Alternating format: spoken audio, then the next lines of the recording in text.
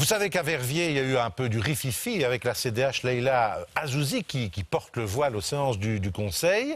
Est-ce que vous soutenez cela alors qu'elle n'avait pas ça sur ses affiches électorales? Ou bien est-ce que c'est une stratégie préélectorale pour séduire 15% des musulmans qui sont à Verviers? Alors que vous savez, à Strasbourg, Strasbourg avait condamné notamment le voile dans les espaces publics, je cite, comme symbole d'oppression de la femme. On parle de la femme. D'abord, ce n'est pas quelqu'un qui a été élu au niveau du conseil communal, donc il n'y a non, pas au CPS. un problème. Donc elle a été désignée au CPS. C'est une fille qui a toute sa maturité puisqu'elle a 22 ans et qui vient de décider elle-même, dans son libre choix, par rapport à des conceptions qu'elle a elle-même, de porter un foulard. Je pose la question à la ministre de l'égalité. Hein.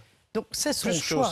Donc j'ai toujours dit, quand on impose un foulard et qu'on l'impose à la jeune fille, comme quand on lui impose un conjoint en ce qui concerne les mariages forcés, nous devons lutter, c'est inacceptable et nous devons respecter le libre choix de la femme.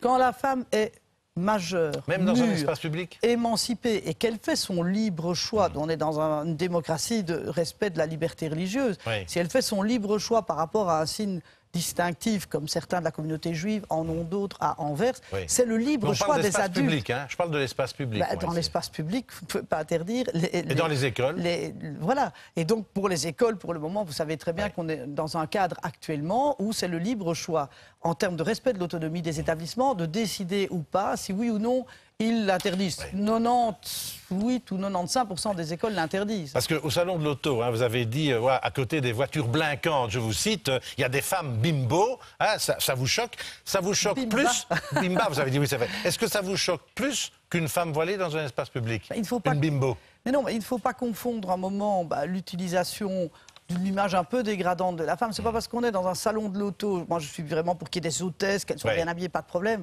mais qu'on n'aille pas à un moment utiliser la femme comme presque un objet du même ordre que la voiture. C'est parfois un tout petit peu dérangeant, il faut faire attention à ça. On ne peut pas confondre ça avec le libre choix de n'importe quelle religion, à un moment de porter ou pas dans une démocratie un signe distinctif, pour peu qu'il s'agisse d'une religion reconnue et qu'il s'agisse d'une religion qui soit modérée. Il ne s'agit pas ici d'islamisme radical contre lequel on doit s'opposer très fermement et pour lequel d'ailleurs j'ai un plan